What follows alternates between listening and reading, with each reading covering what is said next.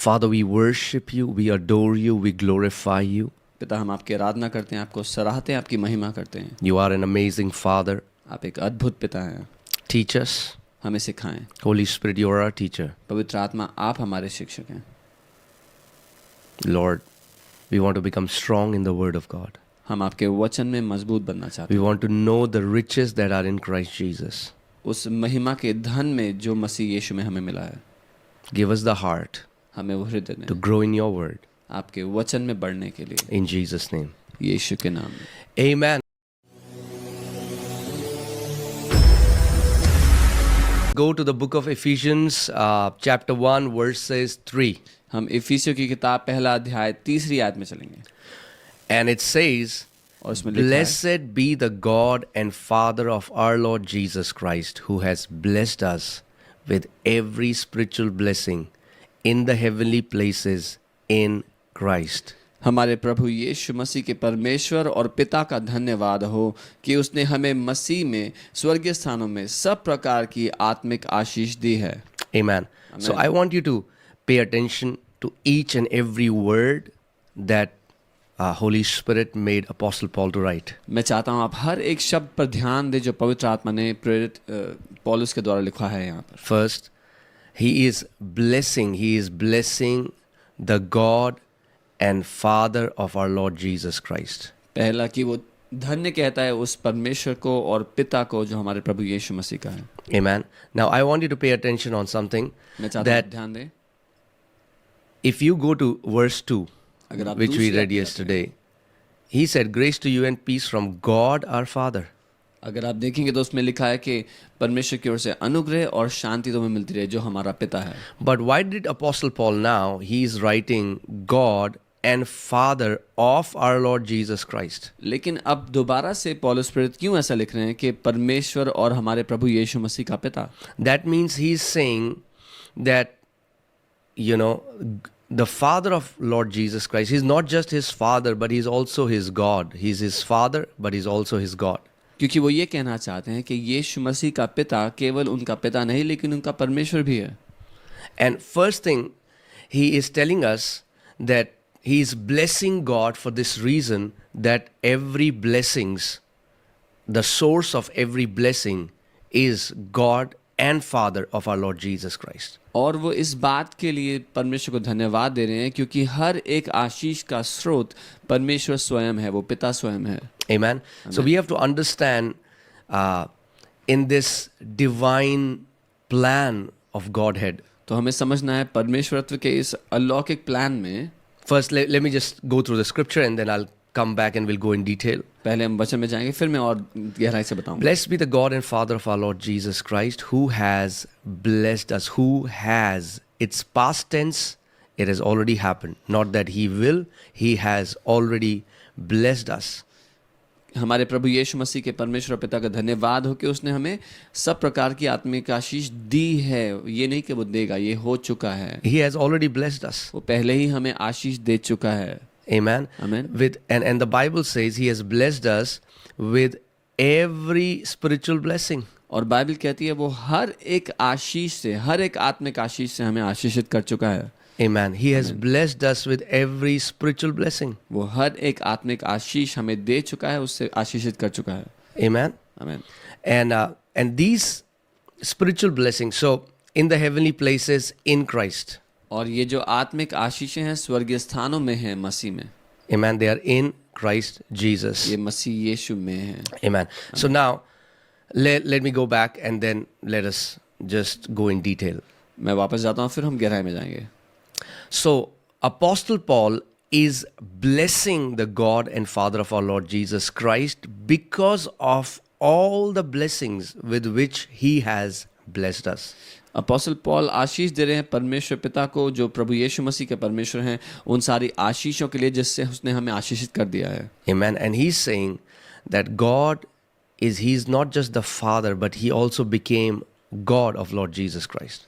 और वो कह रहे हैं कि वो ना केवल पिता है लेकिन परमेश्वर भी हैं प्रभु यीशु मसीह। See, you have to understand the plan of salvation. क्योंकि आपको उद्धार की योजना को समझना जरूरी है। When God when God made a plan to redeem mankind. जब परमेश्वर ने योजना बनाई मनुष्य जाति को छुटकारा देने की, And Lord Jesus Christ, who is God. और प्रभु यीशु मसीह जो स्वयं परमेश्वर You know, है, John 1:1 says, in the beginning was the Word was with God, and the Word was God. यूहन्ना 1:1 में वचन कहता है, आदि में परमेश्वर था, आदि में वचन था, वचन परमेश्वर के साथ, और वचन ही परमेश्वर था। So the Word that is God became what- flesh, वो वचन जो परमेश्वर था वो देहधारी हो गया, became a man. एक मनुष्य बन गया। And when the Word became a man, then the Father of Lord Jesus Christ became his God as well. और जब वो वचन, वो परमेश्वर देहधारी हुआ, मनुष्य बना, तो जो उसका पिता था वो उसका परमेश्वर भी बन गया। So in his human form, अपने मनुष्य रूप में Lord Jesus Christ, Prabhu Yeshu Masih, so the Father is not just his Father, but also his God, like every human being. He's our God. He's our Father, but he's our God. So in the same way, Lord Jesus Christ now, he also, the God, Almighty God, the Father God, also became his God. सो मनुष्य रूप में वो जो उसका पिता है वो ना केवल पिता रहा, लेकिन अब हम सब की तरह उसका परमेश्वर भी बन गया। Let me show you a scripture in John 20:17. यूहन्ना 20 उसके 17 से मैं आपको एक वचन दिखा। Now, Jesus has been resurrected. अब यीशु मुर्दों में से जी उठे हैं। Amen. And it's a beautiful thing. He is now resurrected. And, Mary is trying to come near to him. And in verse 17, John 20:17, Jesus is saying to Mary, Jesus said to her, "Do not cling to me, for I have not yet ascended to my Father." और ये खूबसूरत है, यहाँ यीशु ने कहा, मुझे मत छू क्योंकि मैं अब तक पिता के पास ऊपर नहीं आया हूँ, Amen. But go to my brethren. This is so beautiful. परंतु मेरे भाइयों के पास जा। ये बहुत ही खूबसूरत है। After the resurrection, पुनरुत्थान के बाद Jesus is calling his disciples, his brothers. यीशु अपने चेलों को अपने भाई बोलते हैं। The Bible says that he is the firstborn over all creation. He became our elder brother. Bible कहती है वो सारी सृष्टि के ऊपर पहलौठा है, हमारा बड़ा भाई है। And now, और अब it's so beautiful. And he says, "Go and say to them, I am ascending to my Father and your Father, to my God and your God." और ये इतना खूबसूरत है कि यीशु ने कहा, जाकर उनसे यानी कि मेरे भाइयों से कह दे कि मैं अपने पिता और तुम्हारे पिता और अपने परमेश्वर और तुम्हारे परमेश्वर के पास ऊपर जा रहा हूँ। Isn't that such a good news? क्या ये एक अच्छी खबर नहीं है? Isn't that so beautiful? क्या ये कितना खूबसूरत नहीं है? That the Father of Lord Jesus Christ today is my Father as well. कि आज प्रभु यीशु मसीह का पिता मेरा पिता भी है। His God is my God. उसका परमेश्वर मेरा परमेश्वर भी है। His Father is my Father. उसका पिता मेरा पिता भी है। And today, और the आज- Bible says in the book of Hebrews, He is not ashamed to call us brothers. Bible कहती है कि वो हमें भाई कहने में शर्माता नहीं है। Amen. But I want to tell you, yes, Jesus Christ, now we are the sons of God, like Jesus is the Son of God. हाँ, अब हम परमेश्वर के पुत्र हैं जैसे प्रभु यीशु परमेश्वर के पुत्र हैं। But I want to tell you something. लेकिन मैं कुछ बताना चाहता हूँ। Jesus will always be a begotten son. कि यीशु हमेशा पहला जन्मा पुत्र है। Amen. Let me just show it to you from John 1:14. And it says, "And the Word became flesh." And we know from the scripture who is the Word. The Word became flesh. Who is the Word? The Word is Jesus. और यहाँ लिखा है, और वचन देहधारी हुआ। और वचन कौन है हम जानते हैं, वचन यीशु है। And the Word became flesh. See, so you have to understand that there was a time when the Word was not flesh. The Word was with God in John 1:1. He was in the beginning, before there was creation, before God created anything. The Word was with God and the Word was God. वो वचन जो है उसने देह धर लिया, यानी कि एक समय था जब वचन ने देह नहीं धरा था, जो यूहन्ना 1:1 में जैसा बताया है कि वचन आदि से, शुरुआत से परमेश्वर के साथ था, जब कोई सृष्टि नहीं की गई थी, और वो वचन परमेश्वर के साथ था और वचन ही परमेश्वर था। Amen. And this Word now became flesh.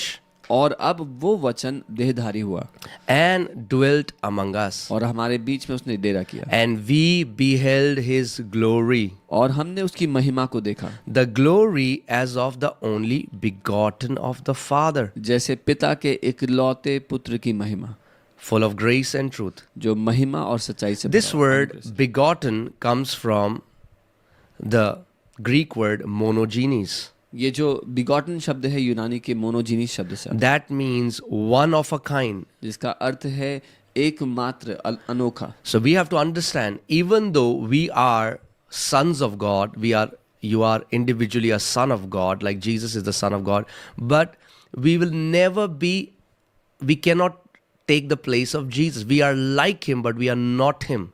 सो हम हालांकि हम परमेश्वर के पुत्र बन गए हैं, लेकिन हम यीशु की तरह हैं, पर हम उसका स्थान कभी नहीं ले सकते। He will always be a unique, he will always be one of a kind, because not just he is a son of God, he is co-equal with God the Father. क्योंकि ना केवल वो अनोखा है, अलग है, वो परमेश्वर का पुत्र होते हुए परमेश्वर स्वयं है। So we have to understand that Lord Jesus Christ, he is the Almighty God, co-equal with the Father, existing from the beginning, the Father, Son and the Holy Spirit. हमें ये जानना है कि प्रभु यीशु मसीह परमेश्वर स्वयं है, जो पिता के साथ शुरुआत से था, और वो वचन परमेश्वर है। Amen. Now, let me just go to the beginning. Amen. Let us just see the scripture again. So we have to understand, see, when it says that God the Father of our Lord Jesus Christ, who has blessed us with every spiritual blessing in the heavenly places, we have to understand that mankind, when mankind came under the sin, mankind came under curse, and there was no blessing for mankind. और जहाँ ये कहता है कि परमेश्वर ने सारी आत्मिक आशीष हमें मसीह यीशु में स्वर्गीय स्थानों में दे दी हैं, हमें समझना है कि जब मनुष्य जाति पाप में आ गई तो वो श्राप में और हर एक आशीष से दूर हो गई। कोई आशीष नहीं थी फिर मनुष्य जाति के लिए। Amen. So God had to make a plan where Jesus became a man. तो परमेश्वर को एक योजना बनानी पड़ी जहाँ पर यीशु मनुष्य बने। Amen. And not just became a man, he took the curse which was on mankind. That's in Galatians 3:13. It would be on your screen. और सिर्फ मनुष्य ही नहीं बने, उन्होंने वो सारा श्राप भी अपने ऊपर ले लिया जो मनुष्य जाति पर आया था। गलातियों 3:13 में Look what the Bible says in Galatians 3:13. देखिए बाइबल क्या कहती है। Christ has redeemed us. I want you to pay attention, not that Christ will redeem me one day. Christ has already redeemed us. We are redeemed of the Lord. और यहाँ वचन कहता है कि मसीह ने हमें छुड़ा लिया है या छुड़ाया है। ये नहीं कि वो छुड़ाएगा किसी दिन, लेकिन वो उसने हमें छुड़ा लिया है। हम प्रभु के द्वारा छुड़ाए जा चुके हैं। Amen. There are so many believers today who still believe that they are under a curse. आज भी बहुत सारे विश्वासी ऐसे हैं जो ये मानते हैं कि वो एक श्राप के अधीन है। And that's because we have a problem, and the problem is we simply do not believe the written word of God. और वो इस कारण है कि हमारी एक समस्या है, और वो समस्या ये है कि हम लिखित वचन पर भरोसा नहीं करते। We don't believe what the word says. Sometimes we will agree to a popular teaching, we will agree to traditions, but we will simply not believe what the word declares to us plainly, simply. It has already been declared to us. जो वचन हमसे कहता है वो ना मान करके हम लोकप्रिय शिक्षाओं को या रीति रिवाजों को या ऐसी बातों को मान देते हैं, पर जो वचन कहता है साधारण रूप से हमें बताता है उसको हम नहीं मानते। Amen. कई लोग कह रहे हैं बार बार हिंदी में बताइए। आपके लिए इंटरप्रिटेशन है, आप ध्यान से सुनिए। पास्टर सामर्थ इंटरप्रिटेशन कर रहे हैं। There's interpretation for you. Amen. So Christ has redeemed us from the curse of the law. मसीह ने हमें व्यवस्था के श्राप से छुटकारा दे दिया है। Amen. So come on, wherever you are watching us from, say this after me. I am redeemed from the curse of the law. जहां से भी आप देख रहे हैं हमारे साथ ये कहें, मैं व्यवस्था के श्राप से छुटकारा पा चुका हूं। Now the question comes, how? अब How सवाल ये did he redeem me from the curse of the law? सवाल ये है कि उसने हमें कैसे छुड़ाया व्यवस्था Now the के Bible श्राप। tells us he redeemed us from the curse of the law, having become a curse for us. Bible ये बताती है कि उसने हमें व्यवस्था के श्राप से इस तरह से छुड़ाया कि वो खुद श्राप बन गया। Think about this. इसके बारे में सोचें। Jesus Christ, Yeshu who Masih was with God in the beginning, जो परमेश्वर के साथ था who शुरुआत is से, blessed, who is holy, who is righteous, who is mighty, who is glorious, जो आशीषित है, धन्य है, महिमा से भरा है, महान है, he became a curse for you and for me so that he could redeem us from the curse. वो आपके और मेरे लिए श्राप बन गया ताकि वो हमें छुटकारा दे दे, हमें छुड़ा ले व्यवस्था के श्राप से। Amen. आमीन। For it is written, क्योंकि ऐसा लिखा है, cursed is everyone who hangs on a tree. जो कोई काठ पर लटकाया जाता है वो श्रापित है। So I want to ask you this question. मैं आपसे सवाल करता हूँ, Did Jesus hang on a tree? क्या यीशु काठ पर लटकाए गए?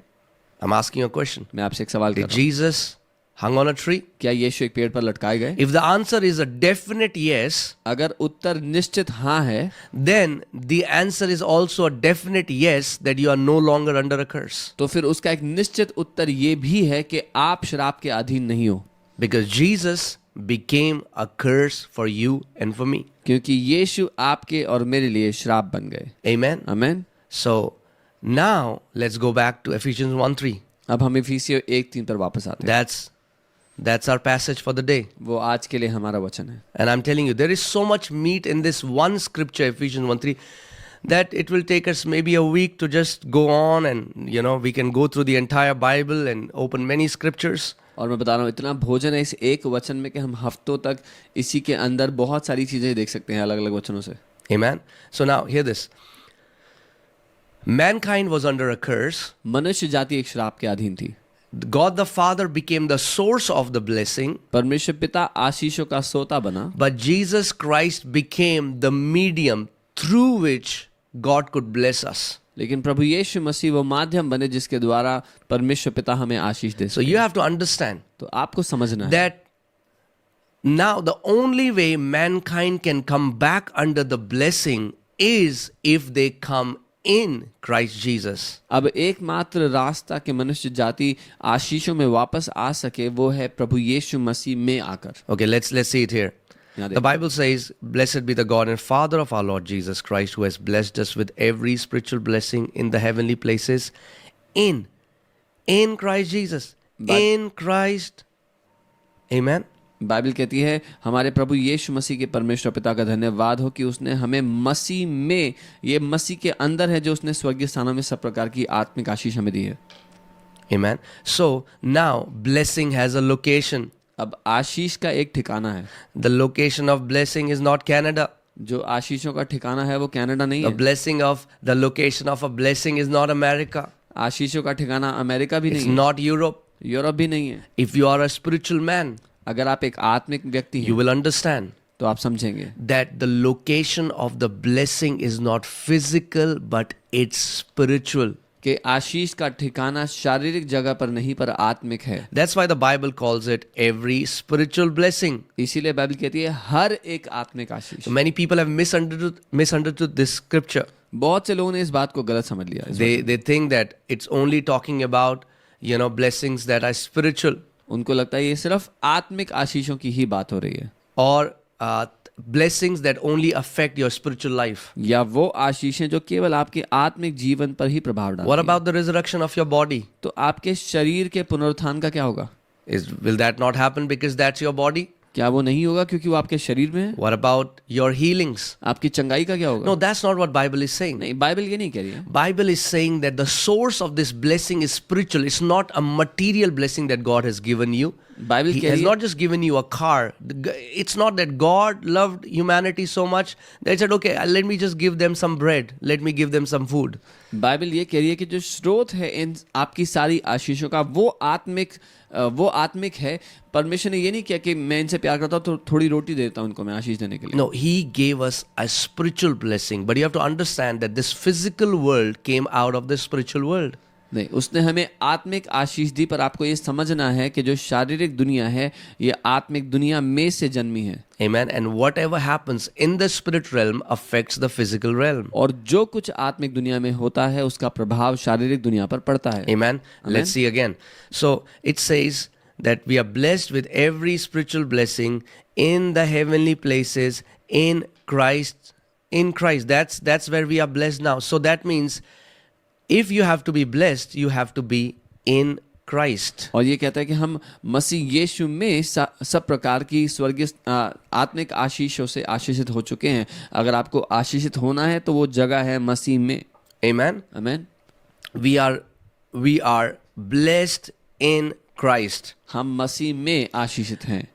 Let me say that again. We are blessed in Christ. मैं दोबारा कहता हूँ, हम मसीह में आशीषित हैं। The blessings do not come to a believer because of good works. आशीषें विश्वासियों के ऊपर अच्छे कामों की वजह से नहीं आती।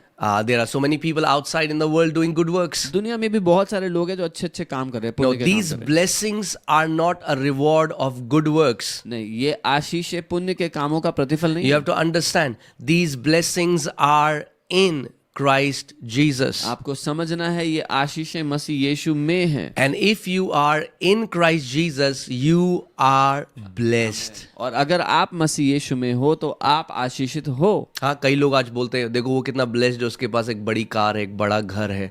नहीं, अगर आप मसीह में हो, अगर आप मसीह में हो तो आप ब्लेस्ड हो।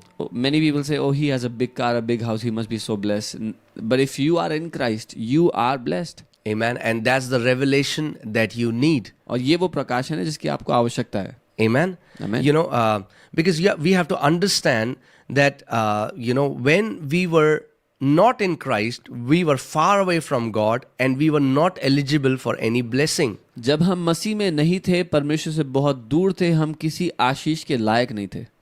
Amen. See, what does the Bible say in Ephesians 2:13? इफिसियों 2:13 में देखिए क्या लिखा है। It says, but now in Christ Jesus, you who once were far off have been brought near by the blood of Christ. पर अब मसीह यीशु में तुम जो पहले दूर थे, मसीह के लहू के द्वारा निकट हो गए हो। So we have to understand, we were once far off from God. हमें समझना है कि एक समय था जब हम परमेश्वर से दूर थे, We were disconnected. हम उससे जुड़े हुए नहीं थे। Amen. And that's why the Bible says, sin came to the world, and through sin, death came to the world. और बाइबल कहती है कि पाप आया और पाप के द्वारा मृत्यु दुनिया में आई। But when I am in Christ Jesus, पर जब मैं मसीह यीशु में हूँ, I am not far off from God anymore. अब मैं परमेश्वर से दूर नहीं There are हूँ। so many people who say, oh, I feel so far from God. बहुत से लोग कहते हैं मैं परमेश्वर से बहुत दूर महसूस करता हूँ। No. You need the revelation of the Word of God. आपको परमेश्वर के वचन का प्रकाशन चाहिए। Because you are now in Christ. If I want you to now study the book of Ephesians and see how many times Apostle Paul uses in Christ Jesus. क्योंकि अब आप मसीह यीशु में हैं, मैं चाहता हूं आप इफिसियों की किताब को पढ़ें और उसमें ध्यान दें कितनी बार प्रेरित पौलुस इसमें मसीह में की बात करते हैं। As God is giving us revelation, let us make a declaration. जब परमेश्वर हमें प्रकाशन देता है तो हम उसको घोषणा Say बनाते this हैं। after me. Thank मेरे you, साथ Father, धन्यवाद पिता, because I am in Christ Jesus. क्योंकि मैं मसीह यीशु में हूँ। Now अब I am not far off from God. अब मैं परमेश्वर से दूर नहीं हूँ। I am not far off from my heavenly Father. अब मैं अपने स्वर्गीय पिता से दूर नहीं हूँ। I have been brought near मैं करीब लाया गया हूँ by the blood of Christ. मसीह यीशु के लहू के द्वारा। How near? कितना करीब?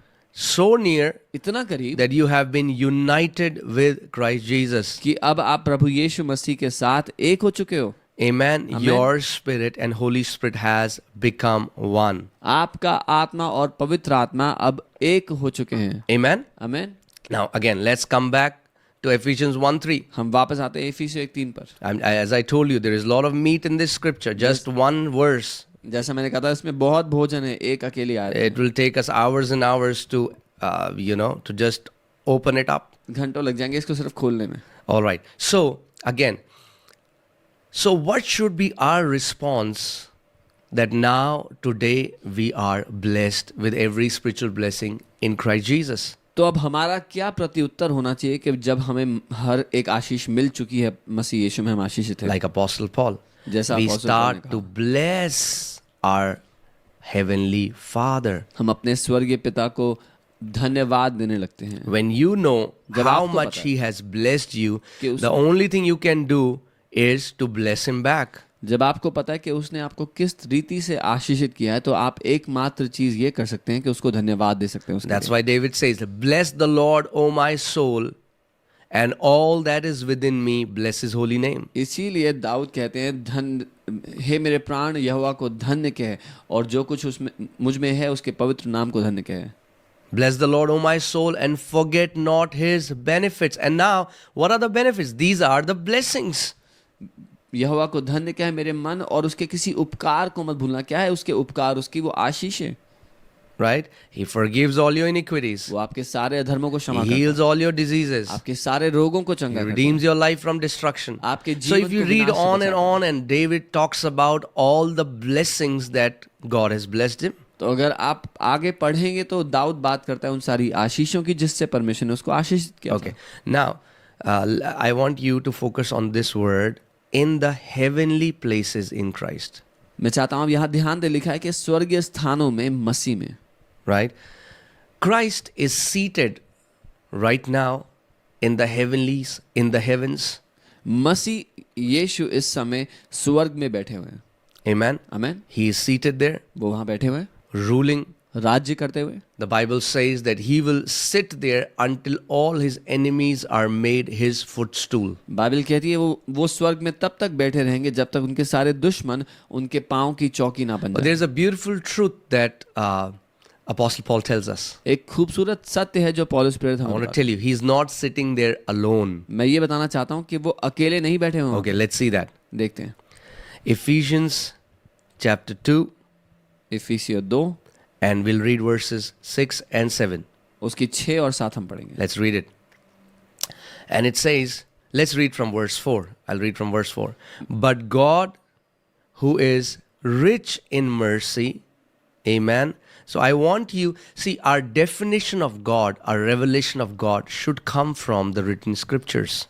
और इफिसियों 2 के 4 से हम पढ़ते हैं, यहाँ लिखा है, परंतु परमेश्वर जो दया का धनी है, आमीन, हमारा जो प्रकाशन है परमेश्वर पिता को देखने का, वो हमें परमेश्वर के वचन से मिलना चाहिए। Amen. And we should pray scriptural prayers. और हमारी प्रार्थनाएं वचन पर निर्धारित होनी So चाहिए। when you pray, you can say, God, you are rich in mercy. जब आप प्रार्थना करते हो तो कहो, परमेश्वर आप दया के धनी हो। But God, who is rich in mercy, because of his great love, not just love, but his great love, hallelujah. परंतु परमेश्वर ने जो दया का धनी है, अपने उस बड़े प्रेम के कारण, सिर्फ प्रेम ही नहीं, बड़े प्रेम के कारण, हालेलुया। Amen. So आप ऐसी प्रार्थना कर सकते हो, प्रभु मेरे परमेश्वर, मेरे पिता, तू जो दया का धनी है, जो बड़ा प्रेम तूने मुझसे करा है। So you can pray like this, Lord, my God, my Father, you who are rich in mercy, and how greatly you have loved me. Because of his great love with which he loved us. Not that he will love you one day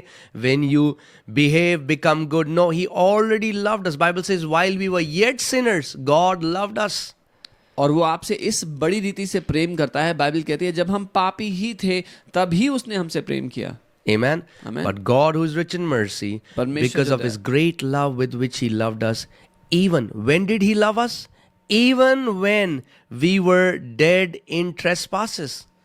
परमेश्वर जो दया का धनी है और उसने बड़े प्रेम के कारण जिससे उसने हमसे प्रेम किया है, जब हम अपराधों के कारण मरे हुए थे, Made us alive together with Christ. तो हमें मसीह के साथ जिलाया। Amen. You have to understand the mystery of the gospel. आपको सुसमाचार का रहस्य समझना है। When Jesus, जब see, Yeshu Jesus is God.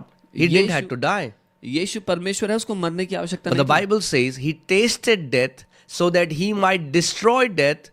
He might destroy the one who had the power of death through death. Bible कहती है कि उसने मृत्यु को इसी कारण चखा कि जिसके पास मृत्यु की सामर्थ्य थी उसको नाश कर दे मृत्यु को चखने के द्वारा। Amen. आमीन। So you have to understand, Jesus didn't just come to die. यीशु केवल मरने के लिए नहीं आए थे। Jesus came to be made alive by the Father. यीशु आए कि पिता के द्वारा पुनरुत्थानित किए जाए। Because the antidote or the solution to death is resurrection. क्योंकि मृत्यु का जो समाधान है वो पुनरुत्थान है। And we were all dead. See? और We हम were सब मरे। dead in our trespasses. हम अपने अपराधों में मरे हुए थे, बाइबल कह रही है। So what was the solution to mankind which was dead? तो मनुष्य जाति जो मरी हुई थी उसका क्या समाधान था? A resurrection. पुनरुत्थान।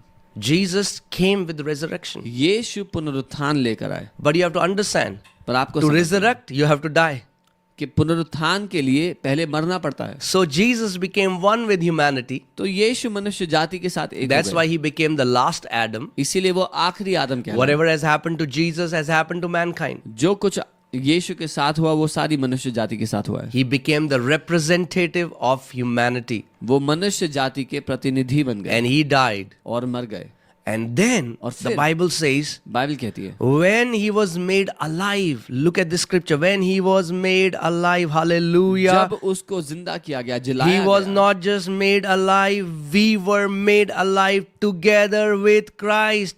तो वो अकेले नहीं जिलाए गए पर हम मसीह यीशु के साथ जिलाए गए। What a beautiful mystery. क्या ही खूबसूरत भेद है ये। Amen. आमीन। That just say this after me. I was made alive together with Christ. मेरे साथ कहें, मैं मसीह यीशु के साथ जिलाया गया हूँ। Say this again. I was made alive together with Christ. बोले, मैं मसीह यीशु के साथ जिलाया गया। Amen. By grace you have been saved. अनुग्रह ही से तुम्हारा उद्धार हुआ है। Amen. You didn't do anything for that. आपने कुछ नहीं किया उसके लिए, It's Jesus. यीशु ने किया। It's Jesus. यीशु ने किया। He came for us. वो हमारे लिए He आया, suffered for us. हमारे लिए सहा, He died for us. हमारे लिए मरा, He became sin for us. वो हमारे लिए He पाप बना, bore our sicknesses. हमारी बीमारियों को He लिया, tasted death. हमारी मृत्यु को चखा। And then when he was resurrected, और जब वो पुनरुत्थान we हुआ, were resurrected with तो him. हम उसके साथ पुनरुत्थान Not just the Father made us alive with Christ. सिर्फ इतना ही नहीं कि पिता ने हमें मसीह के साथ जीवित कर दिया। Now read verse 6. It's beautiful. छठी आयत देखें, Not खूबसूरत just है। we were made alive. इतना ही नहीं कि हम Look जिंदा at the किए scripture. गए, Not just we were made alive. Hallelujah. But then the Bible says फिर बाइबल कहती है we were raised. God raised us up together. और मसीह यीशु में उसके साथ उठाया। That means not just the resurrection, but also the ascension. When Jesus ascended, the Father says he raised us up together. सिर्फ पुनरुत्थान ही नहीं, जब यीशु स्वर्ग में उठाए गए, बाइबल कह रही है कि हम भी उसके साथ उठाए गए हैं।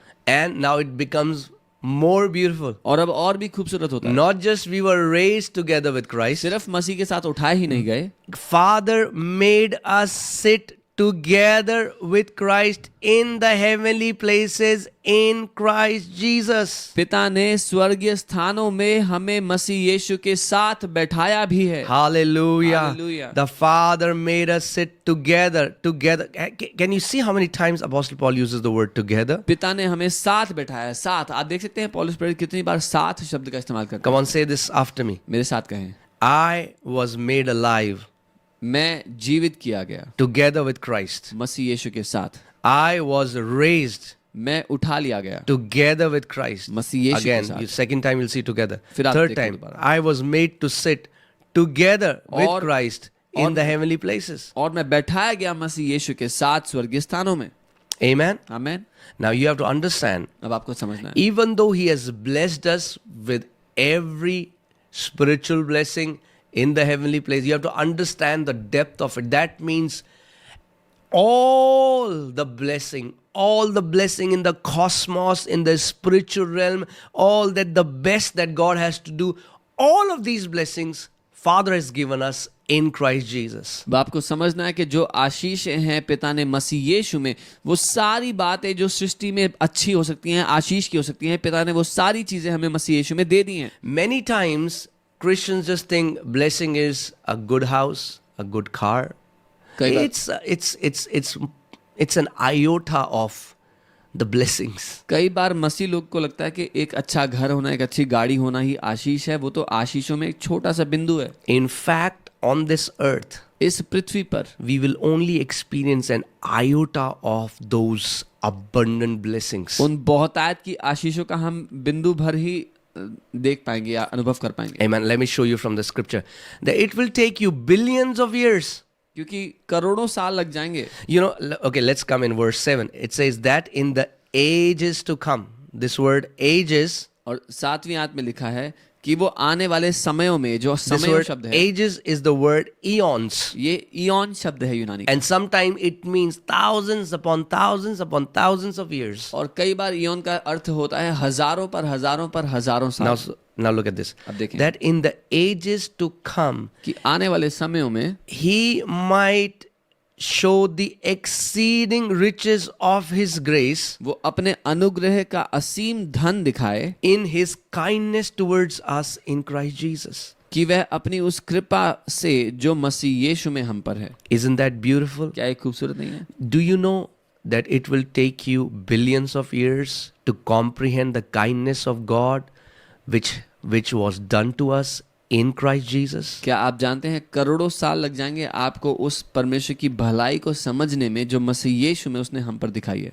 Amen. And so even though we are already blessed with every spiritual blessing, I don't think we understand an iota of the depth and the weight of what God has done for us. और हालांकि परमेश्वर ने हमें वो सारी आशीषें दे दी हैं, पर मुझे नहीं लगता कि उस आशीषों की गहराई, उसके भार को हम समझ सकते हैं, उसके एक छोटे से अंश को भी समझ सकते हैं जो परमेश्वर ने दिया. With our human understanding right now, we cannot understand it. अपनी मनुष्य बुद्धि के साथ, अपनी समझ के साथ हम नहीं समझ सकते. But the Bible says God will show us लेकिन बाइबल कहती है परमेश्वर हमें दिखाएगा in ages to come आने वाले समयों में the exceeding riches of his grace. जो उसके अनुग्रह की महान धन, उसका महान धन है, उसके अनुग्रह का. Exceeding riches of his grace. हद से ज्यादा बड़ा Come अनुग्रह on, का let's धन. just pray one prayer. हम एक प्रार्थना Say, करें. Heavenly Father, बोले स्वर्गीय पिता, show me मुझे दिखाओ the exceeding riches of your grace, अपने महान अनुग्रह के धन को, your kindness towards me in Christ Jesus. आपकी कृपा को जो आपने मेरी और मसीह यीशु में की है. Amen. आमीन. I'm telling you, Ephesians is such a beautiful book. मैं आपको बता रहा हूँ इफिसियों इतनी खूबसूरत किताब है. Amen. We have just seen one scripture, Ephesians 1:3. हमने एक ही वचन देखा इफिसियों. This one scripture ये एक वचन है. brought me out of poverty. इस एक वचन ने मुझे गरीबी से बाहर निकाला. Meditating with this one scripture changed my life. इस एक वचन पर मनन करने ने मेरे जीवन को And बदला. as I said, और जैसे मैंने financial कहा, blessing is I would say at the last. आर्थिक आशीष जो है वो सबसे आखिरी में है. We have no idea what God has done for us. हमें कोई अंदाजा ही नहीं है परमेश्वर I'm ने telling you, हमारे our human understanding cannot comprehend what God has done for us in Christ Jesus. मैं बता रहा हूँ हमारी इंसानी समझ ही नहीं सकती मसीह यीशु ने जो हमारे लिए किया. The angels, when the principalities, when the rulers, when the thrones, when the dominions, when all these spiritual creatures, look what happened to us, I'm sure they would be saying, these people have no idea what God, the Father of Lord Jesus Christ, has done for them. जब स्वर्गदूत, प्रधानताएं, शक्तियां, सिंहासन जो आत्मिक दुनिया में जब वो हमें देखते होंगे तो कहते होंगे कि इन लोगों को बिल्कुल अंदाजा नहीं है कि परमेश्वर पिता ने मसीह यीशु में इनके साथ क्या किया है. It will take ages. कई समय लग जाएंगे. Amen. It will take ages कई समय लग जाएंगे for us to understand. And as God shows us little by little, ये समझने के लिए. और जैसा परमेश्वर हमें थोड़ा थोड़ा करके दिखा रहा है. see, that's why it's very important that we grow in the revelation and the knowledge of God the Father and Lord Jesus Christ. और इसीलिए बहुत महत्वपूर्ण है कि हम परमेश्वर पिता और प्रभु यीशु मसीह के प्रकाशन में उसके ज्ञान में बढ़ें. Because God can only show to you what He has done for you according to your spiritual maturity. क्योंकि वो आपको उतना ही दिखा सकता है जितने आत्मिक परिपक्व आप हैं. Amen. Amen. See, like this, like He says, He might show the exceeding riches of His grace in His kindness towards us in Christ Jesus. जैसे वो कहता है वो अपने असीम अनुग्रह के धन को हमें दिखाए मसीह यीशु में, जो कृपा उसने हमें दिखाई उसके द्वारा. Amen. Let's go back to Ephesians 1:3 again. इफिसियों 1:3 पर फिर से वापस आते हैं. Hallelujah. I'm telling you, this is a powerful scripture. मैं बता रहा हूँ ये शक्तिशाली वचन है. Blessed be the God and Father of our Lord Jesus Christ, हमारे प्रभु यीशु मसीह के परमेश्वर और पिता का who धन्यवाद, has blessed us जिसने हमें with every spiritual blessing. Every means every. If spiritual blessing means blessing that are in the spirit realm, blessing in the kingdom, blessing in God's kingdom. Can you think about this? All the blessing in God's kingdom, God has given it to us in Christ Jesus. जिसने हमें सब प्रकार की आत्मिक आशीष स्वर्गीय स्थानों में दे दी है। आप कल्पना कर सकते हैं परमेश्वर के राज्य में, वो स्वर्गीय स्थान, वो परमेश्वर का राज्य, उसमें जितनी भी आत्मिक आशीषें हो सकती हैं वो सारी की सारी परमेश्वर पिता ने हमें मसीह यीशु में दे दी है। Every spiritual blessing, हर एक आत्मिक आशीष, every spiritual blessing. हर एक आत्मिक आशीष। Amen. Amen. And where are these spiritual blessings? और ये आशीषें कहाँ पे हैं? In the heavenly places. स्वर्गीय स्थानों में। Heavenly places. स्वर्गीय स्थानों में। Where are these heavenly places? कहाँ है ये स्वर्गीय स्थान? They are in Christ Jesus. मसीह यीशु में है। In Him उसमें consists all things. उसमें सारी चीजें समाई हुई हैं। In Him Masih Yeshu are heavens. स्वर्ग है। In Him उसी में is everything. सारी चीजें हैं। All things were made by Him. सब कुछ उसी के द्वारा बनाया And गया। without Him, nothing was made that was to be made. और जो कुछ भी बना उसमें से कुछ भी ऐसा All नहीं था जो things उसमें were से made बना। through Him सब कुछ उसके द्वारा and बना, by Him उसके लिए बना and for Him. और उसी के लिए बनाया गया। And I want to tell you, मैं आपको बताना चाहता you हूँ, were made for Him. आप उसके लिए बने, You were made by Him. आप उसके द्वारा बने, You were made for Him. आप उसके लिए बने। Live a life ऐसा जीवन जियो that brings glory and honor to your King Jesus. जो आपके राजा यीशु की महिमा करे। Maybe you don't understand today शायद अभी आप नहीं समझते the आज। exceeding riches of His grace, वो जो अपार धन है उसके the अनुग्रह, kindness that God extended towards you in Christ Jesus. जो दया, जो कृपा परमेश्वर ने हमें प्रभु यीशु मसीह में दिखाई है। But you need to pray. पर आप Father, प्रार्थना open my eyes पिता मेरी आंखों को खोलो so that I'll understand ताकि मैं समझूं the exceeding riches of your grace, आपके अनुग्रह के बड़े the महान धन great को, kindness that happened to me in Christ उस Jesus. बड़ी कृपा दया को जो प्रभु यीशु मसीह में मुझ पर दिखाई गई है पिता के Amen. द्वारा।